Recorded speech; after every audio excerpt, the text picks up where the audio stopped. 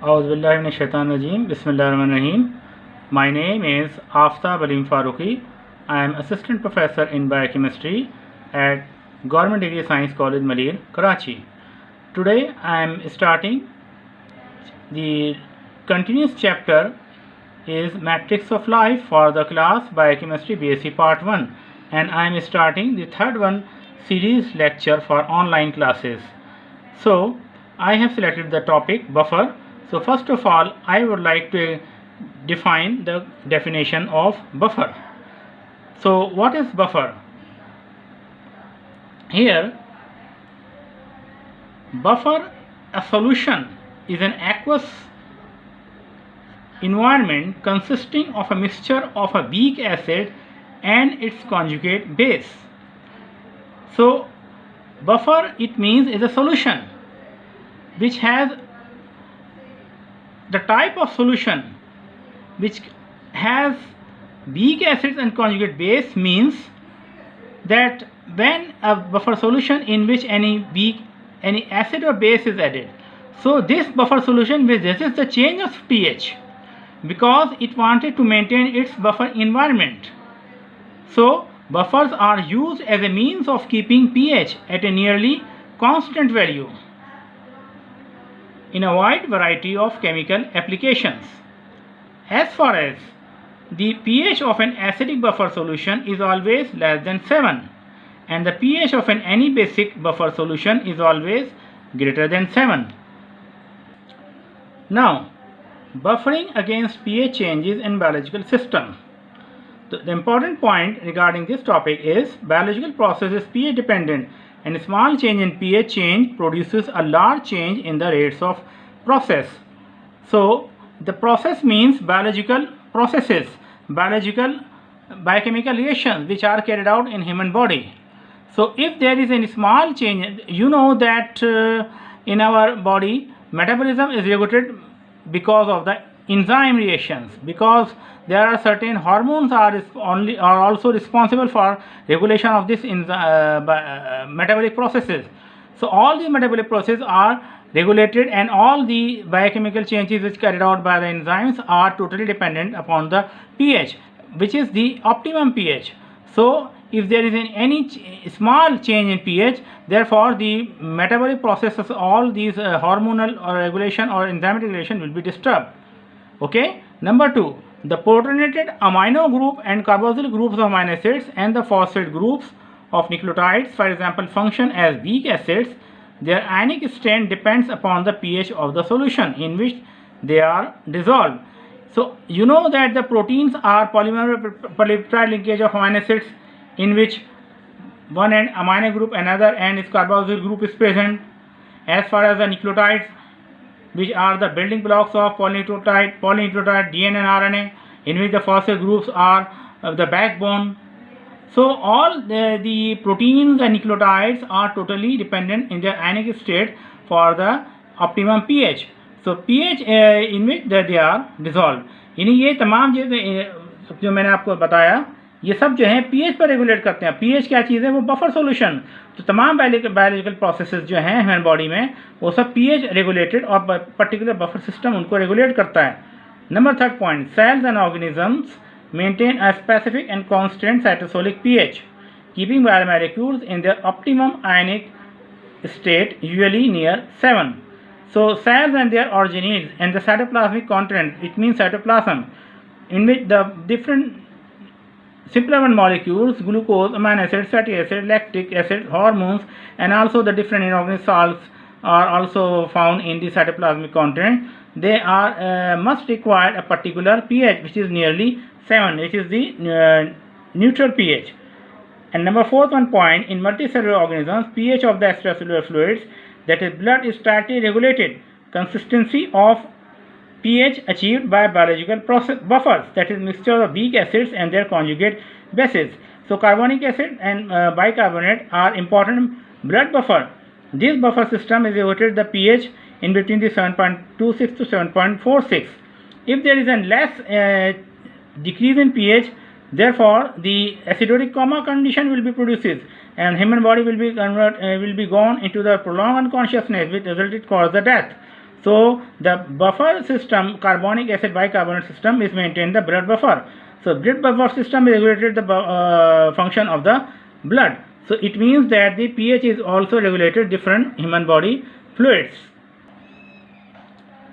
Now, as I have already told you that buffer are the combination of weak acids and their conjugate base or salt. This is the definition of buffer. So how will you prove the concept of weak acids and bases and conjugate base salt formation? So we will prove by the titration curve. Titration of any strong acid in the presence of any strong alkali. So here I would like to example the titration curve of acetic acid. The topic is buffers, mixtures of weak acids and their conjugate bases. So the question rise in the mind that how we will start the titration curve of weak acid, that is acetic acid. So first of all, what are the glasswares and instruments are required for understanding the concept of titration of the acetic acid? So first of all, we are required the beaker, glassware beaker, glass rod, buffer solution, and to find out the pH of the solution is required instrument, Parisian pH meter, which may be available in different universities, and also connecting to the electrode by dipping the pH value on the scale. So first of all, when we will take a beaker and added the buffer solution in which the acetic acid is already added. Now how will start? We will add the small increments. We will add small increments. Very small increments means very small quantity, just like a 0.1 ml, just 0.1 ml of small increments of sodium hydroxide will be added in the buffer solution of acetic acid in order to start the neutralization reaction. And we know when the strong acids or bases are react to each other, therefore the neutralization reaction, the salt and water are produced. So this is the titration curve, or this is the graphic representation of titration curve of acetic acid versus the addition of hydroxyline in the form of sodium hydroxide. So the small addition of small increments of hydroxyline will be plotted on x-axis, while the pH which will be noted will be drawn on the y-axis. And this graphic representation, how will prove, how will understand? So when we will add the small increment or very least addition of hydroxyline, so the neutralization reaction will be carried out, and you will start here that here you will see that acetic acid before the titration, it has higher pH, it has a pH is 2. It means it has higher acidic in nature before the start of the titration.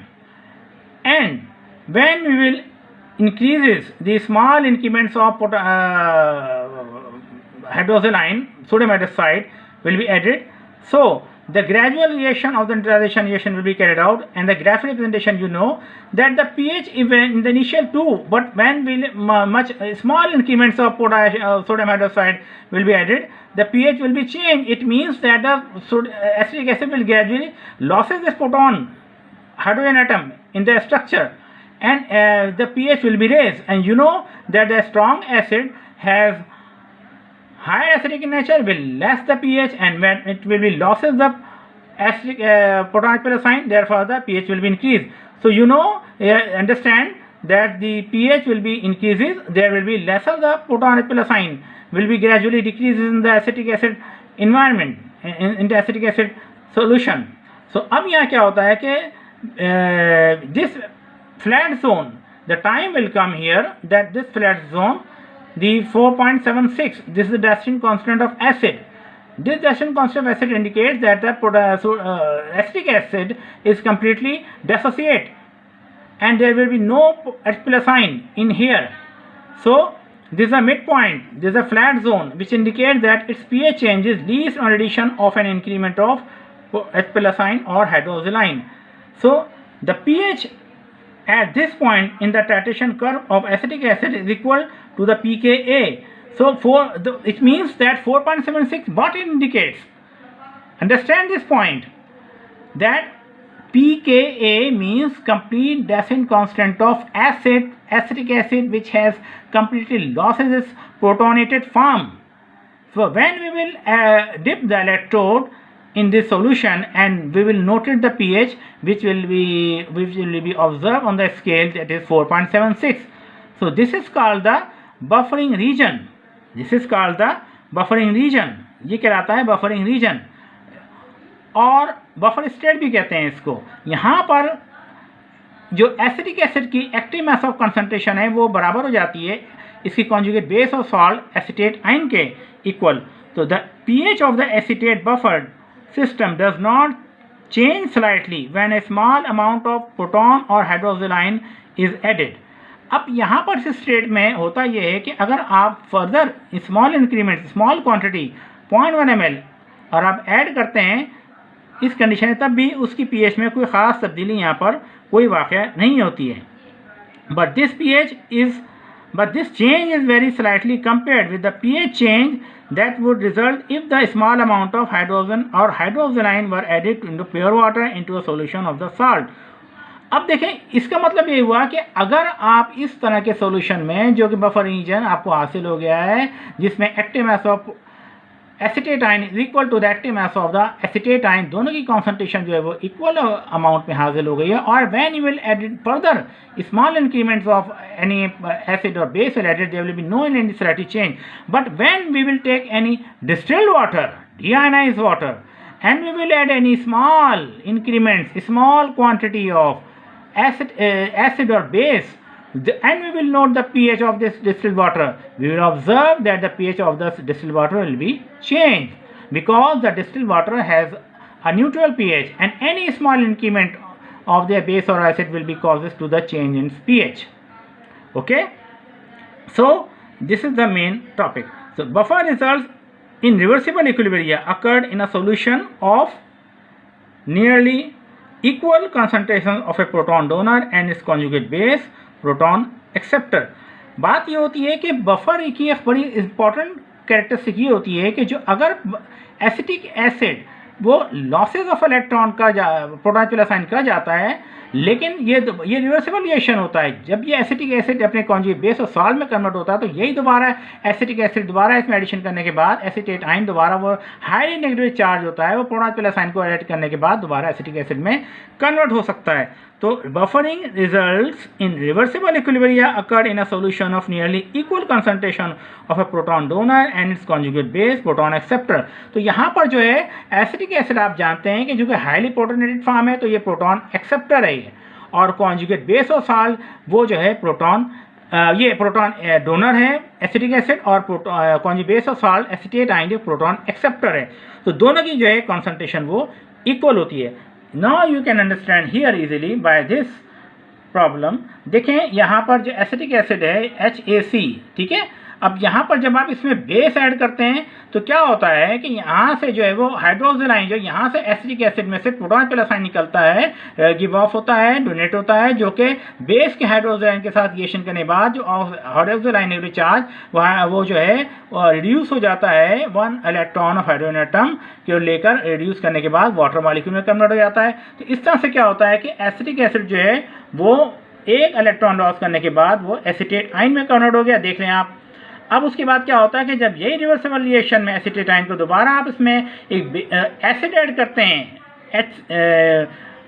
कोई भी acid add कर लें, suppose HCl है, तो उसमें वो proton H plus ion जो है वो दोबारा उसको मिल जाएगा, वो रिड्यूस हो जाएगा एसिटेट आयन, और वो दोबारा एसिटेट आयन रिड्यूस होने के बाद एसिटिक एसिड दोबारा यील्ड हो जाएगा। तो यहाँ पर जो है आप इसको अब डायसेशन कांस्टेंट ऑफ एसिड को कुछ इस तरह से एक्सप्लेन करेंगे कि how much the dissociation of dissociation constant of acid acetic acid is dissociated into their deprotonate form.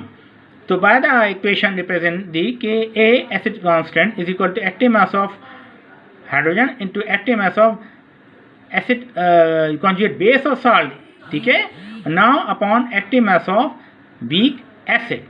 So this is the main concept of this here. Now this I will again try to understand this concept.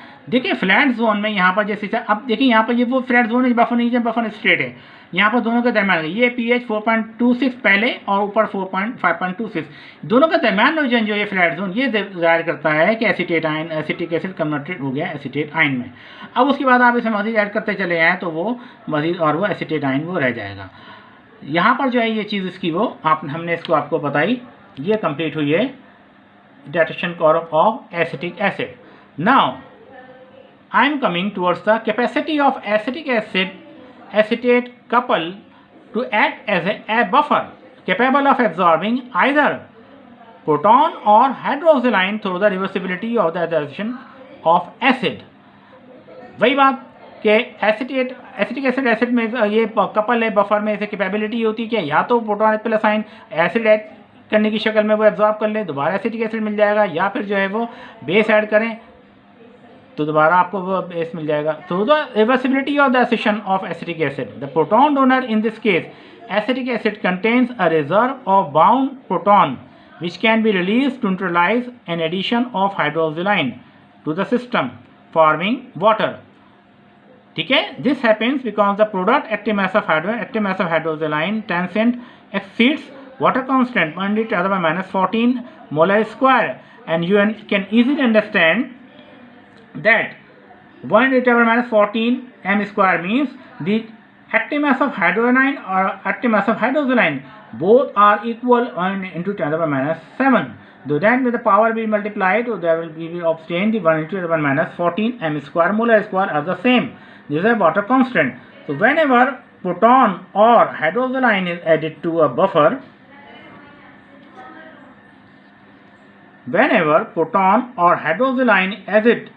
to a buffer, the result in a small change in the ratio of relative concentration of the weak acid and its anion, and thus a small change in pH.